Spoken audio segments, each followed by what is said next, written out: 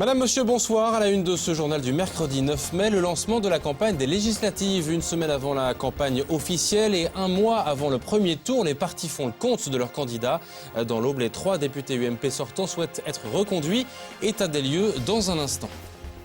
Samedi prochain, la cathédrale de Troyes s'offre aux visiteurs pour la nuit des cathédrales. L'occasion pour nous d'une visite avec son recteur. Ce joyau du XIIIe siècle fera l'objet de conférences et diverses propositions culturelles, spirituelles et liturgiques ouvertes à tous. Et puis une passion qui fonctionne par tous les temps, le modélisme naval. Dimanche, ils étaient une poignée devant le bassin de la préfecture à Troyes à faire naviguer leurs engins flottants. Vous verrez qu'avant la mise à l'eau, il faut beaucoup de patience. Mais d'abord, un détour par Torcy-le-Grand, tout près d'Arcis-sur-Aube, où un incendie a ravagé la bibliothèque de ce village de 420 habitants. 2500 livres sont partis en fumée. Dans la nuit de lundi à mardi, les enquêteurs semblent privilégier la piste criminelle, car plusieurs départs de feu ont été mis en évidence près de l'école communale de Torcy. En attendant, un appel aux dons de livres vient d'être lancé. Le maire de cette commune, Jean-Marie Merlin, élu depuis 1983, est consterné par cet acte de vandalisme. Il a des paroles très dures, vous verrez. Il est au micro de Martial Roche. Les dégâts, bon, c'est la bibliothèque au premier étage du bâtiment. Hein. On s'en tire à bon compte, puisque en fait, il y a, entre guillemets, il y a que la bibliothèque de détruite, ça aurait pu être beaucoup plus grave. Quoi. Si ça avait gagné la charpente, ça pouvait très bien gagner le bâtiment à côté et puis détruire le groupe scolaire. Quoi. Bon, je pense que les assurances quand même vont couvrir les dégâts. Hein. Normalement, elles sont faites pour ça. Mais bon, ce qui ne sera pas réparé, bon, c'est l'acte, quoi. Détruire une école, c'est inqualifiable, c'est même plus de l'incivisme, c'est du terrorisme, c'est ignoble. La présidentielle est désormais derrière nous, mais les urnes et les enveloppes vont devoir être installées à nouveau dans les bureaux de vote le 10 et 17 juin prochain pour élire les députés. Le mandat des actuels élus prend fin après 5 ans. Dans l'Aube, ils sont tous les 3 candidats à leur succession, mais l'échiquier politique et le rapport des forces est un peu différent de 2007. Ils sont pour l'instant une vingtaine de candidats déclarés. État des lieux dans l'Aube avec Geoffrey Faudinby. Dans l'Aube, où Nicolas Sarkozy et Marine Le Pen sont arrivés en tête, le PS aura fort à faire pour espérer des triangulaires. La première circonscription, qui occupe l'est et le nord-est de l'Aube, est la moins peuplée avec 84 150 habitants. 11 cantons, dont celui entre autres d'Arcis-sur-Aube, Bar-sur-Aube, Brienne-le-Château ou encore Troyes 1 et 2, devront s'exprimer sur les 9 candidats présents dans la course. Avec les 12,5% nécessaires pour atteindre le second tour, les candidats du FN, PS et UMP peuvent espérer une triangulaire suite aux résultats obtenus par leurs candidats respectifs au premier tour de la présidentielle. La seconde circonscription, située dans le sud-est du département, possède quant à elle 12 cantons. Ici, seuls 6 candidats seront en lice pour les législatives. Là encore, une triangulaire est hautement probable entre les candidats UMP, FN et PS. Enfin, la troisième circonscription, qui occupe le nord-ouest du département, est quant à elle la plus peuplée. Avec ses 10 cantons, elle verra se présenter 8 candidats, dont François Baroin pour l'UMP. Ici, le second tour verra certainement s'affronter PS et UMP.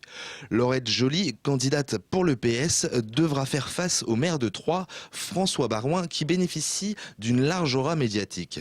Mais tout ne sera pas gagné pour lui si une vague rose et un parfait report de voix du Modem et du Front de gauche se portent sur la candidate socialiste. La participation, qui sera la grande inconnue de ces législatives, pourrait donc faire tout basculer lors du premier tour le 10 juin prochain.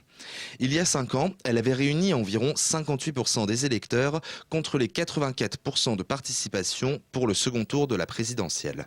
Et notez que Canal 32 organise un débat pour chaque circonscription à l'occasion des législatives. Le premier sera diffusé le jeudi 24 mai à 19h, le deuxième le 31 mai à 19h également. Vous l'avez peut-être constaté en passant devant le parc des expositions à Troyes, une immense tente chapiteau est en train d'être mise en place. Cette tente accueillera à partir du 25 mai une partie des 250 stands de la 65e foire de Champagne. L'invité d'honneur, c'est la Belgique cette année, après le Maroc l'an dernier. Au programme également dans ce chapiteau des concerts populaires. La chanteuse malienne Ina Modja ouvrira le bal. En attendant, c'est transpiration, eau et huile de coude pour les ouvriers. Écoutez le responsable technique de Troyes Expo Cube, il s'en explique au micro d'Aurélie Juigné. Derrière moi, vous avez un chapiteau qui fait 30 mètres par 70 mètres, donc 2100 mètres carrés, qui va accueillir nos exposants. Et donc à côté de ce chapiteau, vous allez avoir un autre chapiteau VIP par rapport au spectacle qui va faire donc lui 200 mètres carrés. Et nous allons avoir un troisième chapiteau qui va faire 1000 mètres carrés pour l'agriculture. Ce chapiteau a démarré le chantier lundi, donc il devrait être terminé demain soir. Mais en parallèle, il commence aussi le chapiteau VIP. Et si tout va bien, si on n'a pas d'intempéries, vendredi soir, les 3 chapiteaux devraient être terminés. C'est des gens donc, qui sont spécialisés donc, du groupe GL Evans, spécialisés dans le montage des chapiteaux. Donc c'est des itinérants et ils vont dans chaque ville où nous avons des sites et où nous avons besoin de chapiteaux. Et là encore, pendant les foires de Champagne, Canal 32 sera présent chaque soir avec le MAC des foires de Champagne, donc à partir du 25 mai prochain. Et on reparlera des foires en détail dans notre édition de vendredi à 19h30 sur Canal 32. Une sorte d'opération porte ouverte à présent à la cathédrale de Troyes ce samedi soir à l'occasion de la 6e nuit des cathédrales partout en France. L'édifice religieux troyen sera ouvert à cette occasion pendant la soirée. Au programme de nombreuses propositions culturelles, spirituelles ou encore liturgiques. C'est la 2e fois de suite que Troyes participe à cette manifestation. Un aperçu de ce qui vous attend donc samedi soir avec cette rencontre du recteur de la cathédrale. Reportage signé Martial Roche. La nuit des cathédrales, c'est une sorte de soirée portes ouvertes pour une douzaine de ces grands lieux de culte européens. À l'instar de celle de Chartres, Liège ou encore Milan, la cathédrale de Troyes s'ouvrira aux visiteurs ce samedi de 16h30 jusqu'à minuit. Il y aura toute une série de propositions, des rencontres de musique, il y aura des expositions, l'ouverture du trésor de la cathédrale. Dans l'ambiance un peu particulière de la nuit, les animateurs de ce lieu de culte veulent faire redécouvrir la dimension spirituelle de cette pièce du patrimoine troyen. Attention cependant, la manifestation ne se veut pas réservée aux seuls chrétiens. À l'entrée de la cathédrale, on ne demande pas un acte de baptême. Il y a beaucoup de personnes qui entrent dans la cathédrale parce qu'elles sont attirées par l'édifice lui-même pour des raisons historiques, architecturales, patrimoniales. Bon, ce qu'il faut simplement, c'est que ces personnes-là sachent qu'elles entrent dans un lieu qui n'est pas neutre, qui est un lieu qui est habité.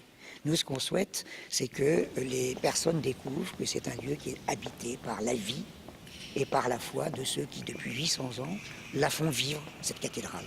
Et pour preuve que cet édifice est un lieu vivant, la nuit sera l'occasion de découvrir l'un des chantiers qui transforment en ce moment la cathédrale. Un nouvel hôtel de style contemporain. Ce projet-là va être présenté par notre évêque, par moi-même et par Jean Queyras samedi prochain à 22h. On fera une petite conférence pour expliquer à ceux qui le voudront le sens de ce nouvel espace liturgique qui va être, nous l'espérons, achevé vers le 15 juin. Entre nouveautés et parcours sonores et visuels, le diocèse devrait en tout cas attirer les curieux, qu'ils soient sensibles ou non à la question religieuse.